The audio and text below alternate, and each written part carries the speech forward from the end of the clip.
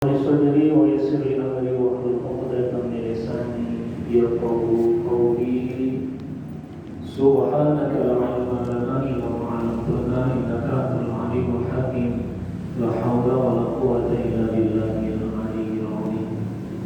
Kita muliakan guru kita Ustaz Muhammad Barikai masih dalam istiqomah, Abu Ustaz Mujadi, para jamaah sholat subuh semuanya yang mudah-mudahan senantiasa kita dirahmati Allah Subhanahu wa taala.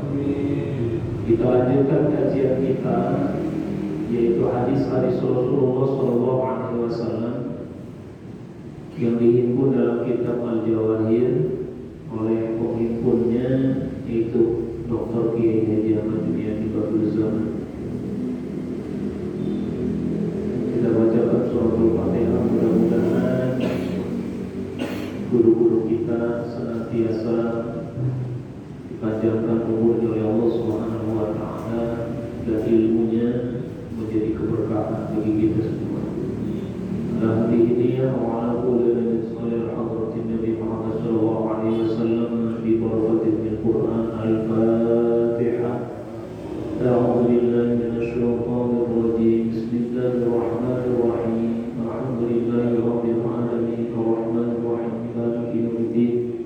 Iyyaka na'budu wa iyyaka nasta'in. Ihdinas siratal mustaqim. Shiratal ladzina an'amta 'alaihim ghairil maghdubi 'alaihim waladdallin. Amin. Bismillahirrahmanirrahim. Al-haditsul khamisa asyara, hadis yang ke-15. An Utsman bin Affan radhiyallahu anhu qala Rasulullah sallallahu alaihi wasallam khairukum man ta'allama al-Qur'ana wa 'allama. Rawahu al-Bukhari wa Muslim. Hadirin sekalian, hadis ke-15 ini sudah barang tentu sering kita dengar, baik di majelis-majelis, di masjid-masjid, atau ketika kita mendengar ceramah, utamanya misalnya di bulan Ramadan, tentang kemuliaan orang-orang yang mempelajari Al-Quran.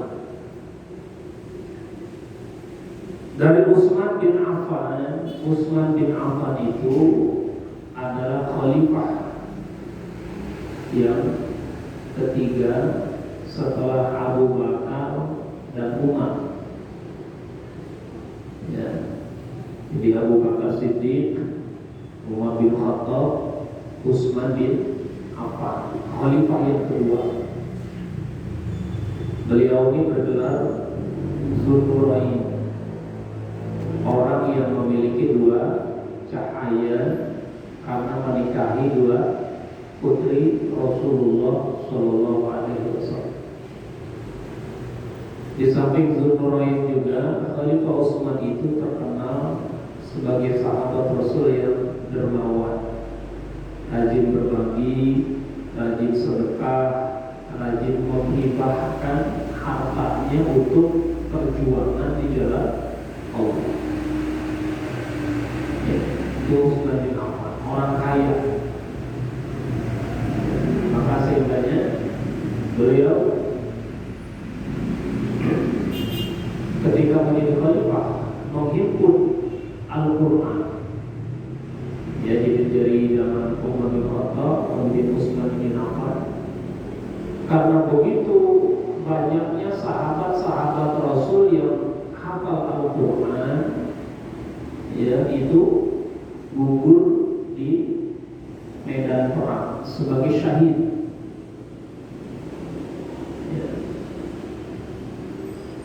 Karena dikhawatirkan Al-Quran itu akan hilang berbarengan dengan wafatnya para syuhada, meninggalnya para syuhada yang hafiz Quran, sehingga Quran itu dibukukan, Quran itu dihimpun, ditulis, ya, supaya generasi-generasi berikutnya, ya, yang tidak hafal Quran pun bisa membaca Al-Quran melalui mushaf yang dikumpulkan. Ya. Jadi kalau dulu Quran turun, Nabi mentransfer ayat itu ke sahabatnya, sahabat menghafal. Nabi baca, sahabat hafal. Nabi baca, sahabat hafal. Jadi dihafal terus. Ya. Karena saat itu masih zamannya perjuangan menyebarkan ajaran Islam. Ya, sehingga terjadi banyak peperangan, banyak sahabat Rasul yang meninggal dunia, yang salah satu beberapa di antaranya itu adalah sahabat yang hafal Quran. Jadi kekhawatiran ini yang mendorong ya, para khalifah untuk menghimpun Al-Quran dalam satu mushaf. Ya, dikumpul itu sahabat-sahabat Rasul yang hafal Quran, ya seperti Zaid bin Sabit itu dikumpulin kemudian dicatat. Ya, yang alhamdulillah sampai sekarang Al-Quran terpelihara. Karena jaminan Allah dalam Al-Quran itu, Inna nahnu nazzalna dzikra wa inna lahu lahafidun. Kamilah yang menurunkan Al-Quran dan kamilah yang menjaga kemurnian Al-Quran. Jadi dari dulu sampai sekarang di Al-Quran 30 juz, 114 surat, 6.000 lebih ayat yang ada dalam mushaf Al-Quran. Ya. Dan alhamdulillah di Indonesia ini begitu banyak gerakan-gerakan yang di dalamnya mewajibkan menghafal Quran. Jadi pondok-pondok tahfiz itu banyak. Ya, pesantren tahfiz itu banyak. Madrasah tahfiz itu juga banyak. Ya.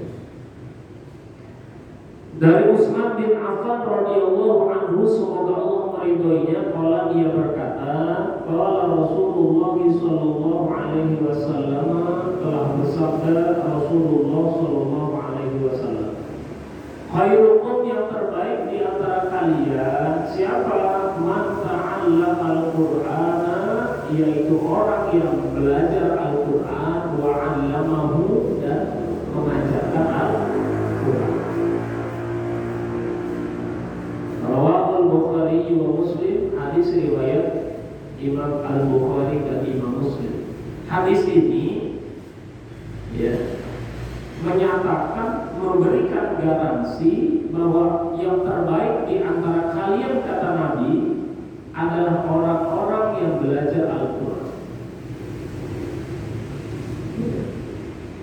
Tidak sampai belajar Al-Quran wa 'allamahu, tapi mengajarkan Al-Quran atau mengajarkan ilmu-ilmu Al-Quran.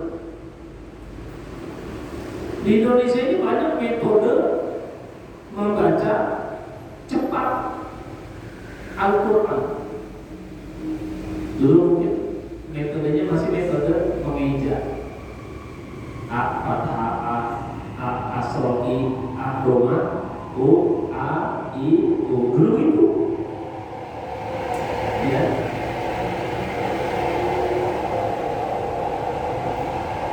A di atas an, A di bawah in, A di depan un, an, in, un. Itu sudah termasuk ta'allamal Quran, sudah termasuk belajar Al-Quran. Jadi metode apapun. Kalau sekarang kan ada metode ikro, jadi bocah langsung baca ya, nggak dikenali hurufnya satu-satu, tapi baca. Hurufnya dikenalin, langsung berharokat ya, A, ba, ta, ta. Kalau dulu alif, ba, ta, jim, ha, ho ya. Itu metode membaca Al-Quran. Bagaimana anak kita ini bisa lancar membaca Al-Quran? Lahir metode-metode ya. Dan metode apapun yang diterapkan, yang terpenting yang diajarkan itu bisa cepat membaca Al-Quran ya. Ada Ada yang punya metode al-barti, ada yang punya metode qiraati, ya. Ada yang punya metode iraki, ya, dan lain sebagainya. Dulu kita ngaji sama guru-guru ngaji kita, cara baca Quran, ya. Ada yang bersanad, ada yang tidak bersanad.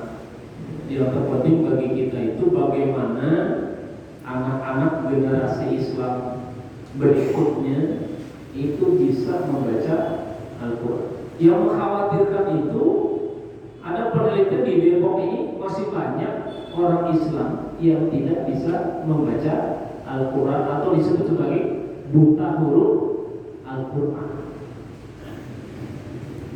Ya. Makanya penting nih bagi kita untuk bisa memberantas buta huruf Al-Quran. Ya.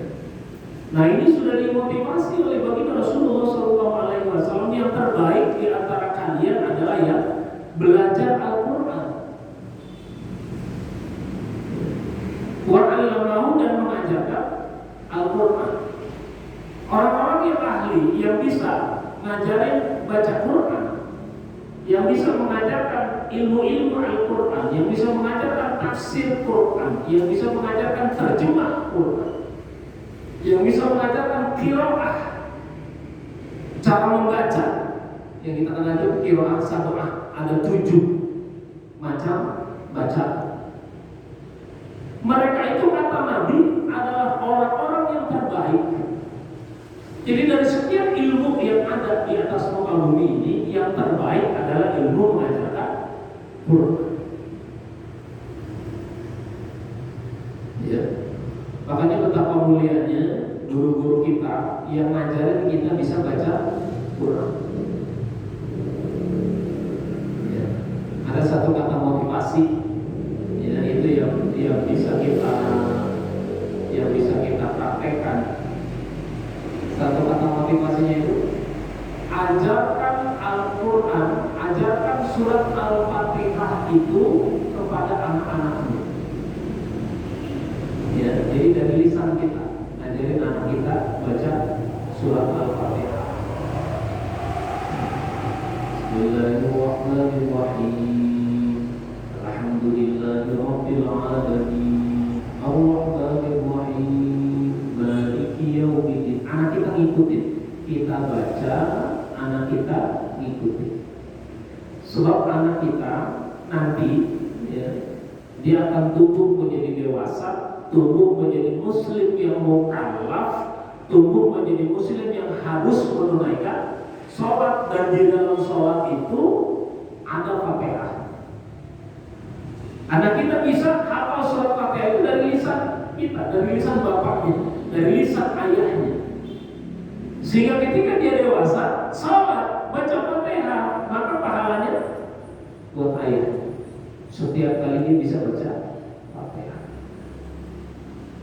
Nah, guru-guru yang mengajarkan Al-Quran, kemudian anak didiknya itu bisa membaca Al-Quran, bisa mengenal huruf, ya, maka selama anak itu baca Quran, selama anak itu baca Fatihah, selama dia mendalami ilmu-ilmu Al-Quran, maka pahalanya mengalir.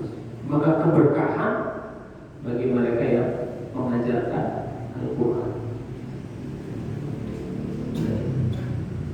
Jadi ilmu yang lain bukan tidak penting. Yang terpenting adalah ilmu Quran. Ya. Nabi memberikan garansi, khairukum, yang terbaik di antara kalian. Khair itu baik, yang terbaik, ya, lebih baik, itu bahasanya khair.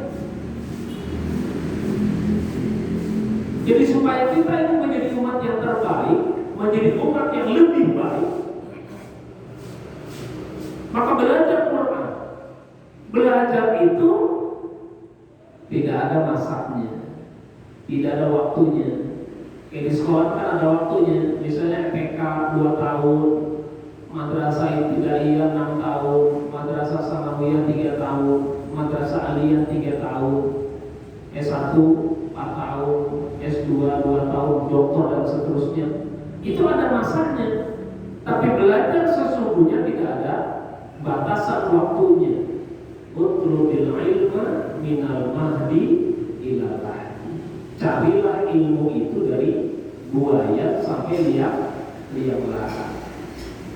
Long life education. Jadi belajar sepanjang masa belajar. Sekarang teknologi sudah semakin canggih. Kita bisa buka HP kita buka YouTube itu. Bagaimana cara membaca surat Al-Fatihah yang baik dan benar, yang sesuai dengan tajwidnya. Tinggal kita belajar di situ. Ya, belajar di situ. Belajar lewat internet, belajar lewat YouTube. Ketika ada hal-hal yang tidak kita bisa, yang tidak kita bisa mengerti, maka tanyakan pada orang-orang yang mengerti yang ada di sekitar kita. Ya, sekarang banyak aplikasi itu yang ada yang aplikasi itu cari ustaz, ada yang aplikasi tanya ustaz. Ya, jadi hal-hal apapun itu tinggal kita buka HP tanya. Ya, tanya di situ. Misalnya orang yang belum akikah boleh nggak kurban, itu tanya di situ. Ya, kalau kita nggak punya kuota, kita nggak punya HP, tinggal tanya ustaz kita di masjid. Ya. Jadi yang terpenting bagi kita itu belajar. Belajar itu tidak terbatas ruang dan waktu, dimanapun kita belajar. Di masjid ini kita belajar, keluar masjid kita bisa belajar. Ya, di sekolah, di pasar itu bisa kita belajar. Belajar untuk memahami ajaran agama sebaik-baiknya. Ya, utamanya adalah belajar Al-Quran. Maka hadirin sekalian, jangan sampai usia kita makin nambah, tetapi bacaan Quran kita itu masih berkurang. Ya, diiringi, diimbangi antara kemampuan membaca Al-Quran kita setiap hari, setiap waktu, itu semakin baik, semakin baik. Kalau kita tidak bisa baca Quran, maka pelajari terjemahannya, pelajari tafsir-tafsirnya, pelajari kandungan isi Al-Qurannya. Dan ini nggak habis setahun, 2 tahun, habis bertahun-tahun.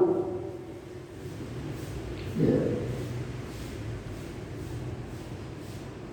Begitu banyak kitab-kitab tentang ulumul Quran, tentang ilmu-ilmu Al-Quran yang gak bakalan habis sepanjang hidup kita. Itu kita belajar tentang Al-Quran, itu gak akan habis. Ya. Jadi tingkat kita udah bisa baca Quran, pelajari terjemahannya. Sudah bisa terjemahannya, pelajari tafsirnya. Ya, sudah bisa tafsirnya, sedikit-sedikit hafalin Quran. Jadi ngapalin ayat-ayat Quran. Jadi Yasin kita hafal, Waqiah kita hafal, Ar-Rahman, Jusama ya, kita hafal. Sehingga ketika kita masuk ke kuburan, di alam kubur ada surat-surat, ayat-ayat yang kita bawa di dalam kepala kita ini, hafalan Quran.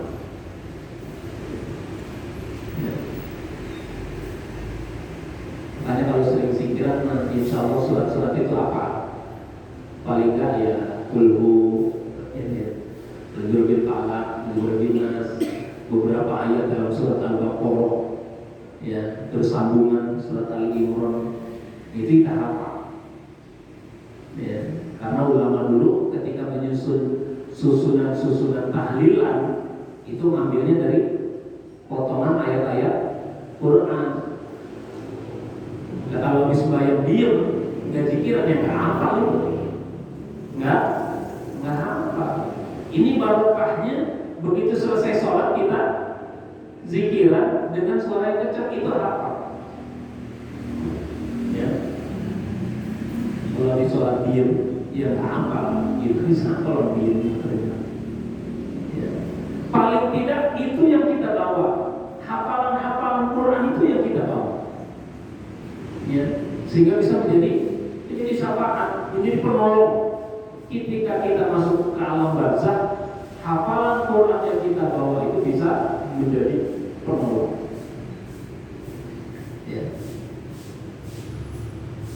Ini ada 3 hadis yang kaitannya dengan Quran semua. Al-hadits sadis asyara, hadis yang ke-16, an Abi Umamah Al-Bahili radhiyallahu anhu qala Rasulullah sallallahu alaihi wasallam, iqra'ul Qur'ana fa innahu ya'ti yaumil qiyamati syafi'an li ashabihi, rawahu Muslim. Dari Abu Umamah Al-Bahili, semoga Allah meridhoinya, dia berkata, telah bersabda Rasulullah sallallahu alaihi wasallam, iqra'ul Qur'an, bacalah oleh kalian Al-Qur'an. Ya. Tadi belajar, mengajar.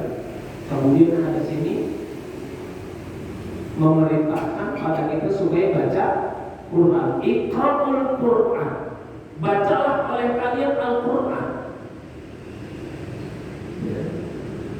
Fa innahu ya'ti yaumil qiyamah, Quran itu nanti datang. Yaumil qiyamah, pada hari kiamat itu syafi'an, menjadi penolong, menjadi syafaat li ashabihi, bagi orang yang di dunianya senang baca Quran. Ya, ada grup namanya One Day One Juz, 1 hari 1 juz.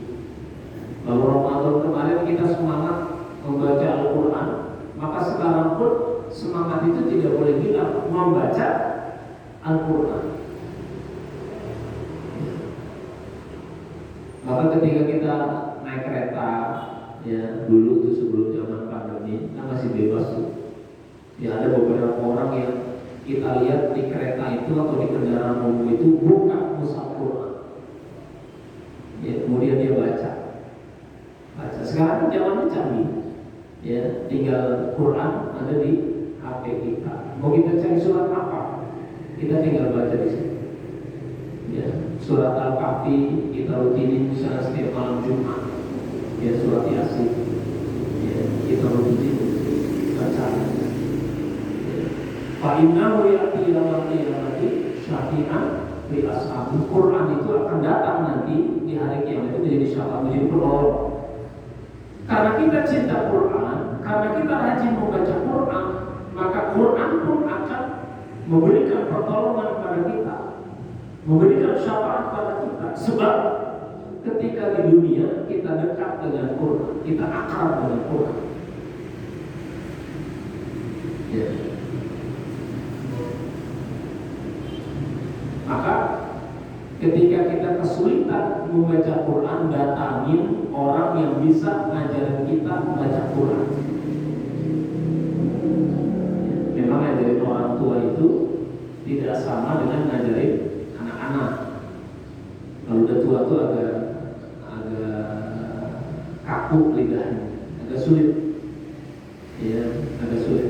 Tetapi ketika itu kita lakukan dalam rangka supaya ada semangat untuk bisa membaca Al-Quran, maka kita pun akan diberikan syafaat.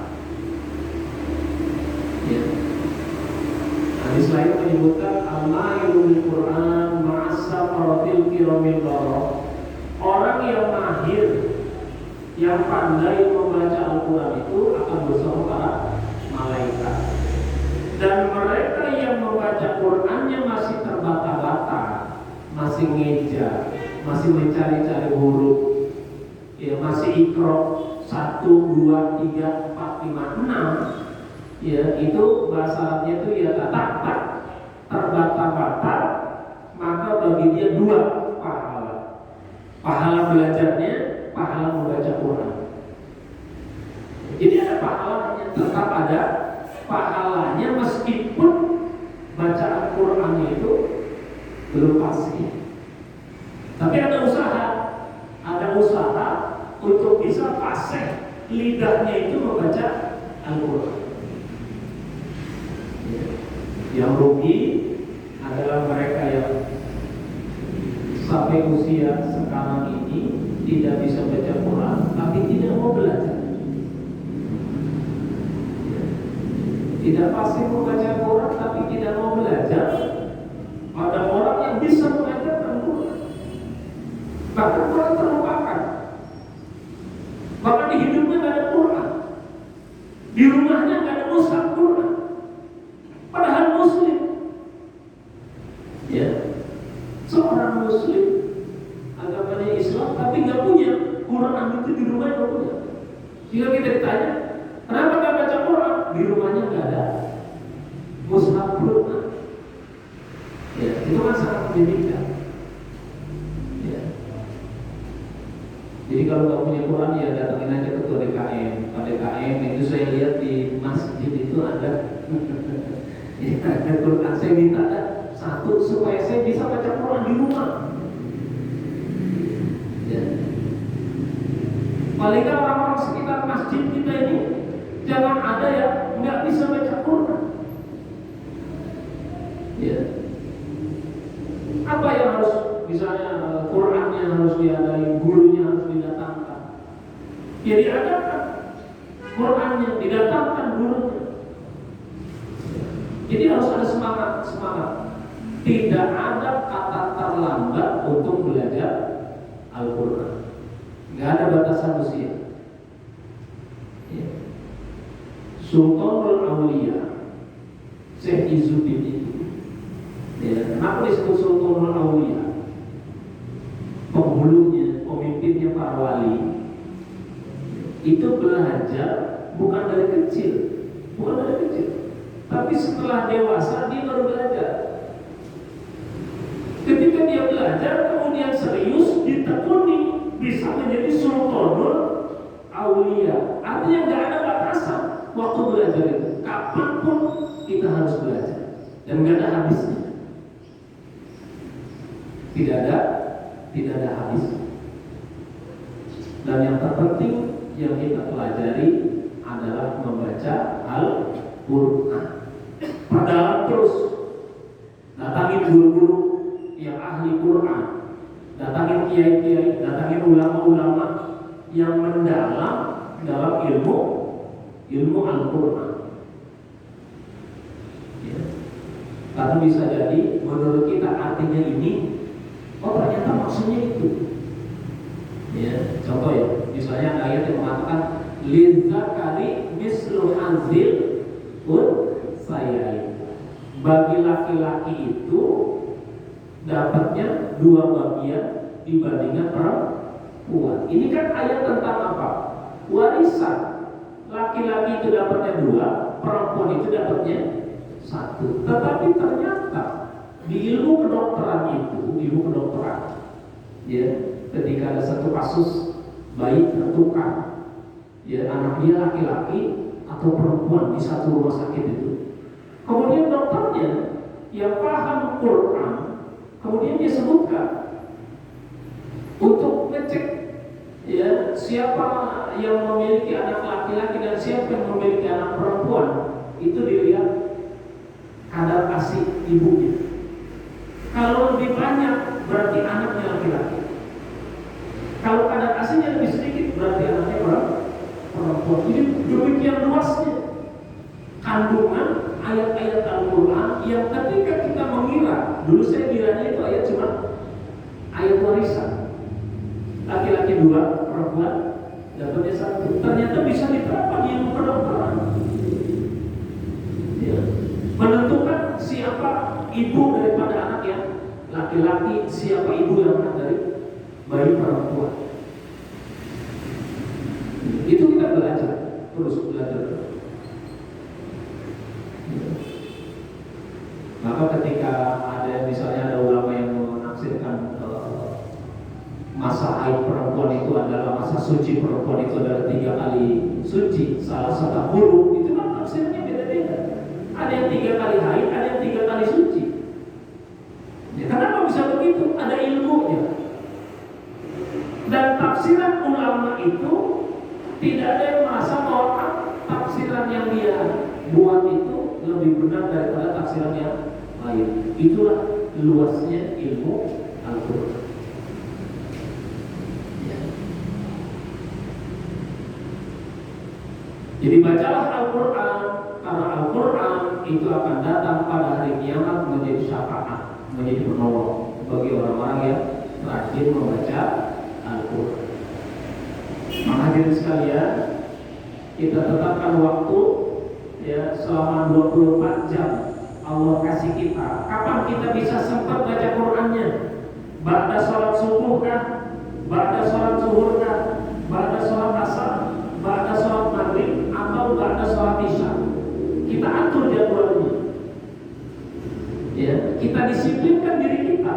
Pokoknya setiap habis sholat subuh baca Quran, setiap habis sholat maghrib baca Quran. Jadi satu hari itu tidak ada yang terlewat membaca Al-Quran. Jika kita berangkat kerja, naik mobil, pakai mobil atau naik kendaraan motor, baca surat-surat yang kita hafal. Misalnya kita hafal surat Al-Kahfi ayat 1 sampai 10, baca.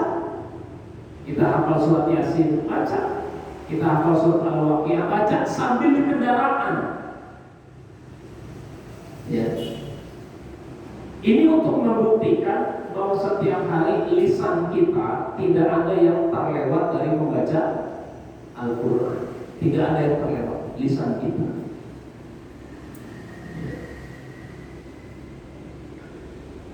Satu lagi, Al-Haditsus Sabi'a Asyara, hadis yang ke-17, Ani bin Umar radhiyallahu anhu. Dari Abdullah bin Umar, semoga Allah meridhai keduanya, qala dia berkata, qala Rasulullah sallallahu alaihi wasallam, telah bersabda Rasulullah sallallahu alaihi wasallam, innama masal sahibil Qur'an kamasalil ibilil mu'allaqah, in ahada 'alaiha amsakaha wa atlaqaha dhahaban. Rawahu Bukhari wa Muslim. Dari Abdullah bin Umar, dia berkata, Rasulullah SAW bersabda, sesungguhnya perumpamaan orang yang menghafal Quran, perumpamaan orang yang hafal Quran itu seperti onta yang diikat. Onta yang diikat. Kenapa disebut seperti onta yang diikat? Kalau sudah hafal Quran, maka ulangi terus. Ya ketika misalnya kita jadi imam sholat, ketika kita mau berangkat kerja, itu ulangi bacaan hafalan Quran kita. Karena hafalan itu seperti mengikat, seperti binatang onta. Onta itu kan binatang yang jinak, bukan binatang liar. Tapi kalau dia nggak diikat, bisa kabur. Hafalan Quran kita kalau nggak dijaga, kalau nggak diulang-ulang setiap hari, itu bisa hilang, bisa kabur. Dan onta itu kalau udah nggak diikat, kalau udah kabur susah nangkapnya. Hafalan Quran kita kalau nggak diulang-ulang, itu bisa hilang, bisa hilang. Maka diulang-ulang terus, dimurojaah terus, diulang-ulang. Ya, Yasin yang kita sudah hafal, itu setiap malam Jumat kita ulang-ulang. Ya, itu setiap ada selamatan rumah kita ulang-ulang, setiap ada tahlilan itu kita ulang-ulang. Itu supaya mengikat hafalan di kepala kita, supaya tidak hilang. Ya, jadi itu perumpamaan yang digambarkan oleh Rasulullah SAW tentang orang yang sudah hafal Quran, maka wajib bagi dia untuk mengulang-ulang hafalan. Ya, mau satu ayat, mau dua ayat, mau satu surat, mau satu juz, diulang-ulang hafalan. Ya, supaya mungkin yang dia hafal fasih mengucapkannya, kemudian lama kita bisa mengingatnya, ada di kepala kita. Jangan seperti otak yang gak diikat, maka hafalan kita itu akan hilang. Ya, maka alhamdulillah potongan-potongan ayat Quran tadi ya, yang kita baca dalam pikiran itu bisa ya kita anggap sebagai mengulang-ulang hafalan Quran kita. Yang mudah-mudahan hafalan Quran itu bisa memberikan syafaat bagi kita, menjadi penolong bagi kita semuanya ketika kita masuk ke alam barzakh, ketika kita nanti diadili di pengadilan akhirat. Nah, hadirin sekalian, itu 3 hadis tentang Al-Quran. Ya, yang pertama, sebaik-baik kalian adalah yang belajar Al-Quran dan mengajarkan Quran. Yang kedua, bacalah Al-Quran karena sesungguhnya Quran itu akan datang hari kiamat menjadi penolong bagi mereka yang membaca Quran. Yang ketiga, ketika kita sudah menghafalkan Quran, maka murojaah diulang-ulang terus hafalan Quran kita supaya tidak hilang. Mudah-mudahan 3 hadis ini ya bisa kita amalkan, bisa kita praktekkan, kita lebih bisa mencintai Quran, kita lebih bisa mendalami ilmu-ilmu Al-Quran. Dan mudah-mudahan Allah Subhanahu wa Ta'ala jadikan anak keturunan kita orang-orang yang mencintai Al-Quran, orang-orang yang mendalam dalam ilmu Al-Quran. Kita tutup kajian kita ini dengan membaca doa. Mudah-mudahan Allah Subhanahu wa Ta'ala mengijabah semua doa-doa kita. Al-Fatihah. Alhamdulillah